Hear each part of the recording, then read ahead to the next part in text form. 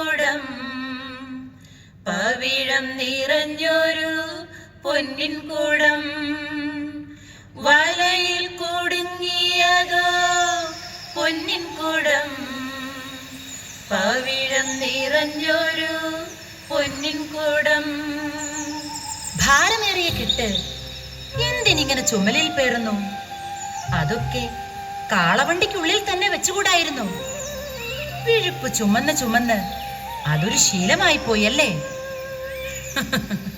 നാടോടികളായ സഞ്ചാരികൾക്ക് ചുമലിൽ ഒരു ഭാണ്ഡക്കെട്ടെടുക്കുന്നത് ഒരു ഭാരമല്ല, അലങ്കാരമാണ്.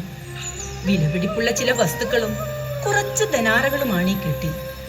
പരിചിതമല്ലാത്ത ദേശമല്ലേ, തസ്കരന്മാർ പതിയിരിപ്പുണ്ടോ എന്ന് പറയാനാകില്ലല്ലോ.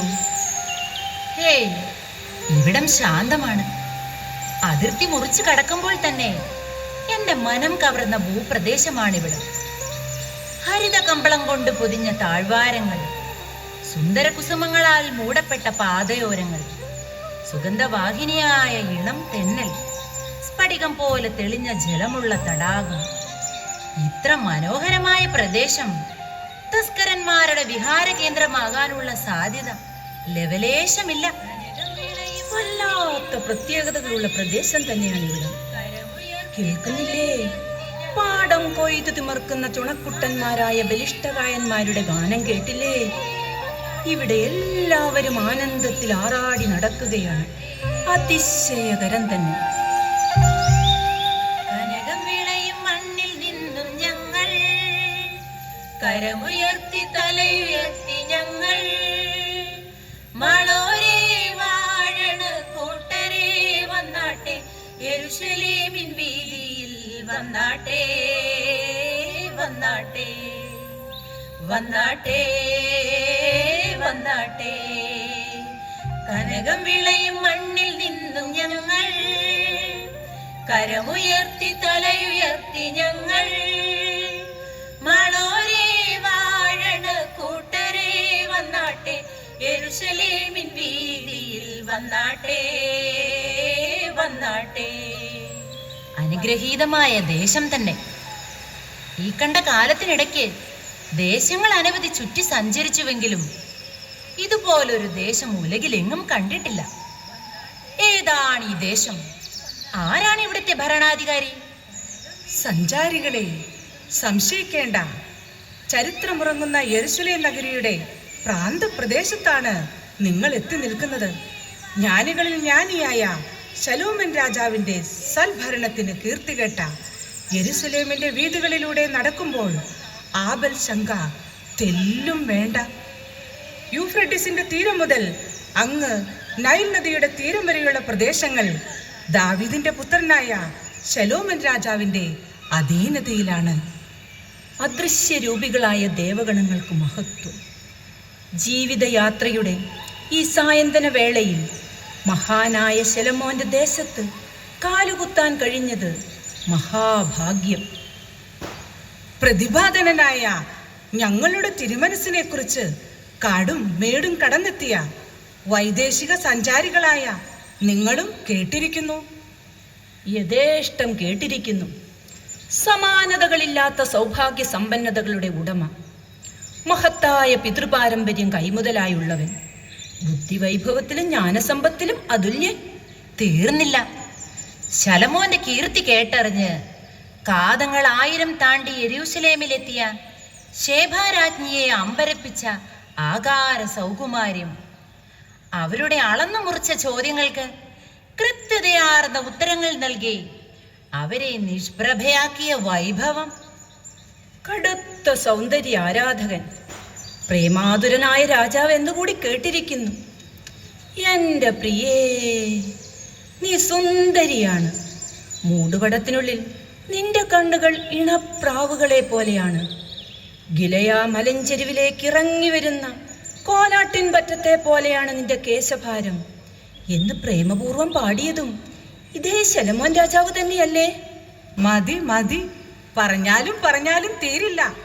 സൗന്ദര്യത്തിന്റെ അന്ധനായ ആരാധകനാണ് അദ്ദേഹം. വശ്യചാരിതയാർന്ന പ്രകൃതിയെ മനസ്സിൽ പരിണയിക്കുന്നവൻ. രസികന്മാരായ സഞ്ചാരികളെ, നിങ്ങൾ ഞങ്ങളുടെ ശലോമൻ രാജാവിന്റെ ശരിക്കുള്ള ആരാധകർ തന്നെ. അതാ ഉയർന്നു നിൽക്കുന്ന ഗോപുരങ്ങൾ കണ്ടില്ലേ? ശലോമൻ പണി കഴിപ്പിച്ച യെരുശലേം ദേവാലയത്തിന്റെ ഗോപുരങ്ങളാണത്. അരനാഴിക നേരം നടന്നാൽ നഗരഹൃദയത്തിലുള്ള ദേവാലയ അങ്കണത്തിലെത്താം.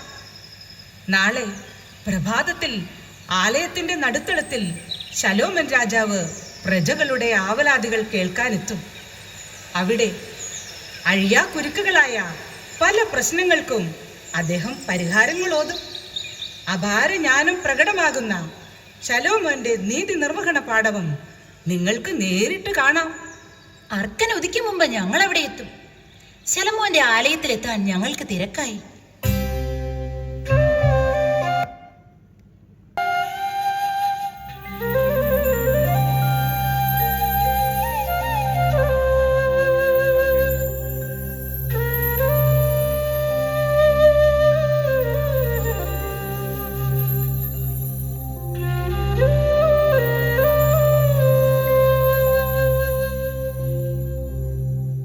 പ്രജകളുടെ പാലകനായ മഹാരാജാവിന് ഈ ദരിദ്രന്റെ വന്ദനങ്ങൾ. പ്രതിവന്ദനങ്ങൾ. ആരാണിയാൾ? എന്താണ് ഈ സാധു മനുഷ്യന്റെ ആവലാതി? ഇയാൾ അഭിമനായൻ, നഗരാതിർത്തിയുടെയും വടക്ക് കിഴക്കൻ പ്രവിശ്യയിലെ ഒരു ദരിദ്ര കുടുംബത്തിന്റെ നാഥൻ. 3 പതിറ്റാണ്ടുകാലം ഇയാൾ ഒരു ഭൂവുടമയുടെ കൃഷിയിടങ്ങളിൽ കഠിനാധ്വാനം ചെയ്തു. പെരുമഴയുള്ളൊരു രാത്രിയിൽ പാടവരമ്പുകൾ തടകെട്ടി നിർത്തുന്നതിനിടയിൽ അപകടത്തിൽപ്പെട്ട് ഇയാൾ വികലാംഗനും നിത്യരോഗിയുമായി മാറി. അധ്വാനിക്കാനുള്ള ശേഷി നഷ്ടപ്പെട്ട ഈ മനുഷ്യനെ ഭൂവുടമ നിർദ്ദയം ആട്ടിപ്പുറത്താക്കി. നിസ്സഹായനായി അങ്ങയുടെ ദയയ്ക്കായി കേഴുകയാണ് ഇയാൾ. പ്രവിശ്യ ന്യായാധിപന്മാരുടെ വിധികൾ ഇയാൾക്ക് അനുകൂലമായിരുന്നില്ലേ? വിധി വൈപരീത്യം എന്നല്ലാതെ എന്തു പറയാൻ? ഇയാളുടെ വാസസ്ഥലം അടങ്ങുന്ന പ്രവിശ്യയിലെ ന്യായാധിപൻ ഇയാളുടെ യജമാനൻ തന്നെയാണ്. സൗകര്യപൂർവം അയാൾ പാടില്ല. ശലോമോന്റെ രാജ്യ അതിർത്തിക്കുള്ളിൽ ന്യായത്തെ അന്യായമാക്കുന്ന ഒരു ന്യായാധിപനും വേണ്ട. അയാളെ ഉടനടി സ്ഥാനഭ്രഷ്ടനാക്കൂ. യുദ്ധകാലാടിസ്ഥാനത്തിൽ അയാളുടെ സ്ഥാവര ജംഗമ വസ്തുക്കൾ കണ്ടുകെട്ടുക. ഉത്തരവ് പോലെ. 3 പതിറ്റാണ്ടുകാലം അധ്വാനിച്ച ഈ മനുഷ്യനും കുടുംബത്തിനും ശിഷ്ടകാലം ജീവിക്കാനുള്ള സമ്പത്ത് അയാളുടെ സമ്പത്തിൽ നിന്നു തന്നെ അനുവദിച്ചു കൊടുക്കുക. അപകടത്തിൽ സംഭവിച്ച വൈകല്യം ചികിത്സിച്ചു ഭേദമാക്കുവാൻ മുതിർന്ന ഭിഷഗ്വരന്മാരെ ഏർപ്പാടാക്കൂ. പ്രഭാതവന്ദനം കഴിഞ്ഞ് പ്രാതൽ പോലും കഴിക്കാതെ അങ്ങീ നീതിപീഠത്തിലേക്ക് കയറിയതാണ്. 100 കണക്കിന് വ്യവഹാരങ്ങൾക്ക് അങ്ങ് പരിഹാരവും മോദിക്കഴിഞ്ഞു. പലതും അതികഠിനമായ ഊരാക്കുരുക്കുകൾ. ഇനി അല്പം വിശ്രമമാവാം.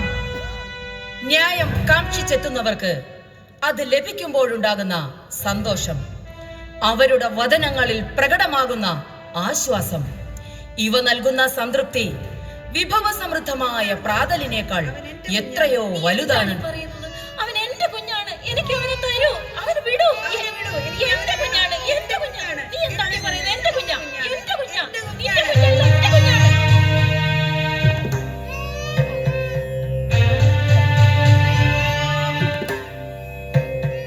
ഈ മഹാസാമ്രാജ്യത്തിന്റെ അധിപനായ നമ്മുടെ മുമ്പിലും തർക്ക കോലാഹലങ്ങളോ? നിയന്ത്രണമില്ലാതെ കണ്ടക്ഷോഭം നടത്തി കലഹിക്കുന്ന ആ സ്ത്രീ ജനങ്ങളെ ഈ നീതിപീഠത്തിന് മുന്നിലെത്തിക്കൂ. അതിർത്തി ഗ്രാമമായ ഫർവാനിയായിൽ നിന്നെത്തിയ 2 വിധവകൾ. ഒരുത്തിയുടെ കയ്യിൽ തേജസ്സുറ്റ ഒരാൺകുഞ്ഞ്. രണ്ടാളും ആ കുഞ്ഞിന്റെ പേരിൽ അവകാശവാദം ഉന്നയിച്ച് പരസ്പരം പോരടിക്കുന്നു. എന്റെ കുഞ്ഞിനെ, എന്റെ കുഞ്ഞിനെ എനിക്ക് തിരികെ നൽകൂ. എന്റെ കുഞ്ഞില്ലാതെ എനിക്ക് പറ്റില്ല. നിന്റെ കുഞ്ഞോ? ആര് പറഞ്ഞു നിന്റെ കുഞ്ഞാണെന്ന്? ഇവൻ എന്റെ മകനാണ്, എന്റെ മാത്രം മകൻ. എന്റെ ദൈവമേ, എന്തൊരു പരീക്ഷണമാണിത്! ഇവൾ എന്റെ കുഞ്ഞിനെ... നിർത്തു അസംബന്ധ നാടകം. നിങ്ങൾ നിൽക്കുന്നത് രാജാതിരാജനായ ശലേമോന്റെ സന്നിധിയിലാണെന്ന് വിസ്മരിക്കരുത്. ചോദിക്കുന്ന ചോദ്യങ്ങൾക്ക് കൃത്യതയാർന്ന ഉത്തരങ്ങൾ നൽകൂ. ഹേ വഴക്കടിക്കുന്ന യെരുശലേം വനിതകളെ, തികച്ചും സങ്കീർണമായ ഒരു പ്രശ്നവുമായാണ് നിങ്ങൾ നമ്മുടെ മുമ്പിൽ നിൽക്കുന്നത്. ഓമനത്വം തുളുമ്പുന്ന ഒരു കുഞ്ഞും അവന്റെ മാതൃത്വത്തിന് അവകാശവാദം ഉന്നയിക്കുന്ന രണ്ട് അമ്മമാരും. എന്താണ് നിങ്ങളുടെ യഥാർത്ഥ പ്രശ്നം? തിരുമനസ്, ഏറെ കാലമായി ഇവരോടൊന്നിച്ച് ഒരേ ഭവനത്തിലാണ് ഞങ്ങൾ വസിക്കുന്നത്. 3 ദിവസങ്ങളുടെ വ്യത്യാസത്തിൽ ഞങ്ങൾ ഇരുവരും ഓരോ ആൺകുഞ്ഞുങ്ങൾക്ക് ജന്മം നൽകി. ഒരു ദിവസം രാത്രിയുടെ അന്ത്യയാമങ്ങളിൽ നിദ്രയിലാണ്ട നേരത്ത് ഇവളുടെ കുഞ്ഞിന് മീതെ മറിയുകയും ആ കുഞ്ഞ് മരണപ്പെടുകയും ചെയ്തു. ഗാഢനിദ്രയിൽ അമർന്നുപോയ എന്റെ അടുക്കൽ ആ കുഞ്ഞിന്റെ ശരീരം ഉപേക്ഷിച്ച് ഇവളെന്റെ ഓമന കുഞ്ഞിനെയും എടുത്ത് കടന്നു കളഞ്ഞു. കുഞ്ഞിനെ തേടിച്ചെന്ന് എന്നെ ഇവൾ ആട്ടി പുറത്താക്കി. അധിക്ഷേപിച്ചും അപമാനിച്ചും ഇവൾ എന്നെ പുറത്താക്കി. തിരുമനസ്സേ, ഇവളുടെ ജൽപ്പനങ്ങളൊന്നും അങ്ങ് വിശ്വസിക്കരുത്. ഇവൾ കല്ല് വെച്ച് നുണ പറയുകയാണ്. ഇവൻ എന്റെ മകനാണ്, എന്റെ മാത്രം ഓമനക്കുട്ടൻ.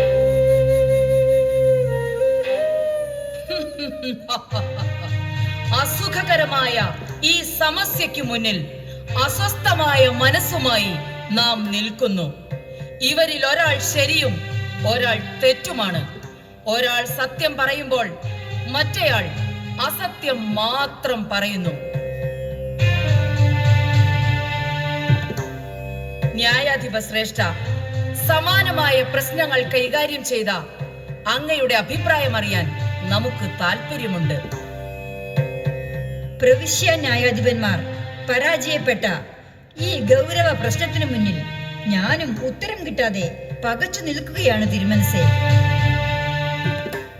ഗൗരവതരമായ ഈ സമസ്യയ്ക്കുത്തരം നാം നൽകാം. ഈ കുഞ്ഞിന്റെ മാതൃത്വത്തിന് അവകാശികളായി ഇവർ രണ്ടുപേരും ഉണ്ടെന്നിരിക്കെ ഈ കുഞ്ഞിനെ ഇവർക്ക് രണ്ടുപേർക്കുമായി വീതിച്ചു നൽകാം. കുഞ്ഞിനെ വീതം വെക്കുകയോ? അങ്ങ് പറഞ്ഞു വരുന്നത്? അതെ, ആരാച്ചാരെ വിളിക്കൂ. മൂർച്ചയേറിയ ഖഡ്ഗം കൊണ്ട് ഈ കുഞ്ഞിനെ രണ്ടായി മുറിച്ച് ഒരു ഭാഗം ഇവൾക്കും മറുഭാഗം അവൾക്കും നൽകുക. കിട്ടിയത് കൊണ്ട് സായുജ്യമടഞ്ഞ് ഇരുവരും മടങ്ങട്ടെ. അങ്ങനെയെങ്കിൽ അങ്ങനെ കൊണ്ടുപോയിക്കൊള്ളൂ. തിരുമനസിന്റെ തീരുമാനം കടുത്തതെങ്കിലും അത് തന്നെയാണ് അഭികാമ്യം. അവൾക്ക് കുഞ്ഞിനെ ലഭിക്കുന്നതിനേക്കാൾ നല്ലത് അതങ്ങ് ഇല്ലാതാവുന്നതാണ്. എനിക്കില്ലാത്തത് അവൾക്കും വേണ്ട.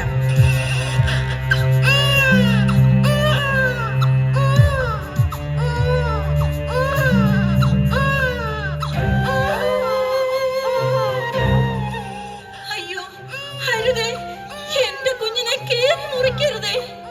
അവനെ കൊല്ലരുതേ. കുഞ്ഞിനെ അവൾക്ക് തന്നെ കൊടുത്തോളും.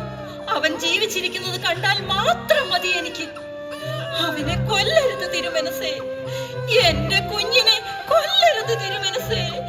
എന്റെ കുഞ്ഞിനെ കൊല്ലരുതേ.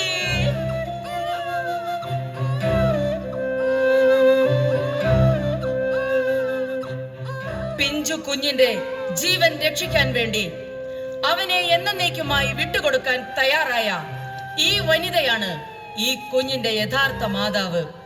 കരഞ്ഞു വിലപിച്ചു നിൽക്കുന്ന സ്നേഹസമ്പന്നയായ ഈ മാതാവിന് ആ കുഞ്ഞിനെ കൈമാറൂ.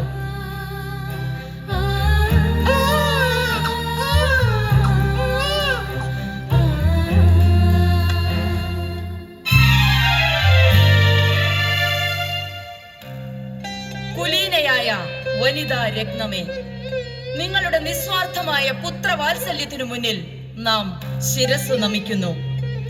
വിലപിടിപ്പുള്ള പാരിതോഷികങ്ങൾ നൽകി ഇവളെ യാത്രയാക്കൂ. കുഞ്ഞിനെ നഷ്ടപ്പെട്ട് മാനസിക വിഭ്രാന്തിയിലായ ഇവളെ ചികിത്സയ്ക്ക് വിധേയയാക്കൂ.